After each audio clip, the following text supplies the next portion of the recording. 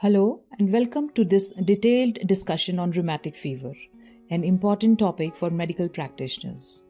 Today, we'll break down what rheumatic fever is, how it develops, its clinical features, diagnosis, treatment, and long term management. So, let's get started. What is rheumatic fever? Rheumatic fever is an inflammatory condition that develops as a complication of untreated or inadequately treated streptococcal throat infections. It is caused by an exaggerated immune response against group A Streptococcus pyogenes.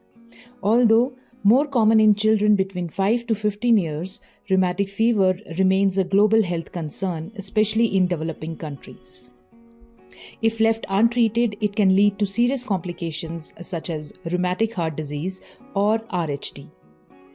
Did you know that rheumatic fever has largely been controlled in developed nations due to better hygiene, early diagnosis, and widespread antibiotic use? However, in regions with limited healthcare access, it remains a major cause of acquired heart disease in young people. Now let's dive into the pathophysiology of rheumatic fever. The key mechanism here is molecular mimicry. The M protein of Streptococcus pyogenes shares structural similarities with human tissues, especially in the heart, joints, and nervous system. This leads to an autoimmune reaction where the immune system mistakenly attacks the body's own tissues, causing inflammation. The key pathological features include: first, immune cross-reactivity. Autoantibodies target heart valves, joints, and the nervous system. It is followed by the cytokine release, leading to tissue damage. Also, there is formation of Ashkoff bodies, which are the granulomatous nodules seen in the myocardium, a hallmark of rheumatic carditis. Diagnosis of rheumatic fever. To diagnose rheumatic fever, we rely on the Jones criteria, which categorize symptoms into major and minor manifestations. There are 5 major criteria that include carditis, that is the inflammation affecting heart valves, myocardium, and pericardium, often leading to appearance of new murmurs. Polyarthritis, in which the patient develops migratory inflammation of large joints like knees, ankles, wrists, and elbows. Joints are hot, red, swollen, and very tender. Pain decreases in one joint and then appears in another joint, typical of migratory polyarthritis. Chorea presents with involuntary jerky movements of limbs, primarily affecting the children.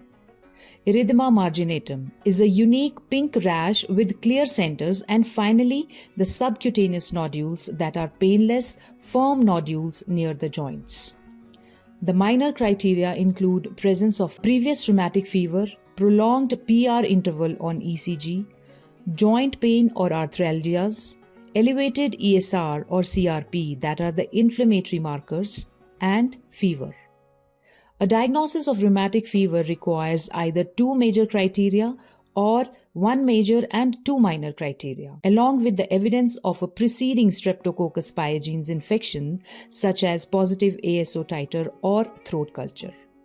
The diagnosis of rheumatic fever is confirmed using throat culture or a rapid strep test to detect Streptococcus pyogenes infection, ASO titers to check for recent infection with Streptococcus pyogenes, ECG to identify conduction abnormalities, and echocardiography to detect carditis and valvular damage. Let's now move on to the treatment. The 3 goals of rheumatic fever management are to first eliminate the infection, second to control inflammation, and finally to prevent recurrences. Acute phase treatment includes antibiotics. Intramuscular benzathine penicillin G is the drug of choice. Alternatives like erythromycin are used for penicillin allergic patients. Anti-inflammatory therapy like aspirin are given to relieve arthritis and fever.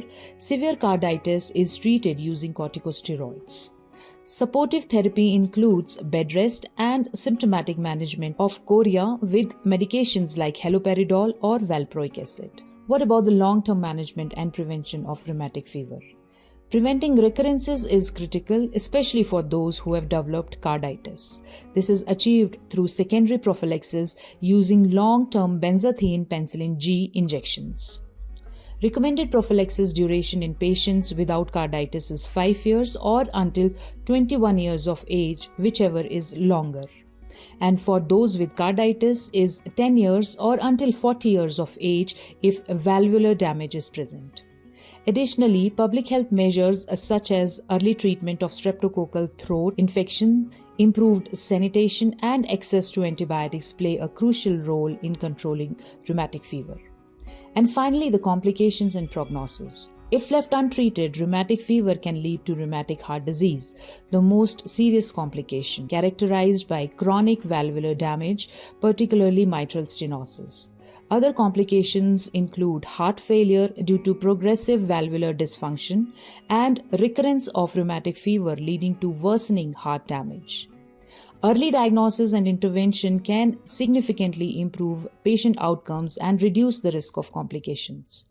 To summarize, rheumatic fever is an immune-mediated inflammatory disease following a streptococcal infection.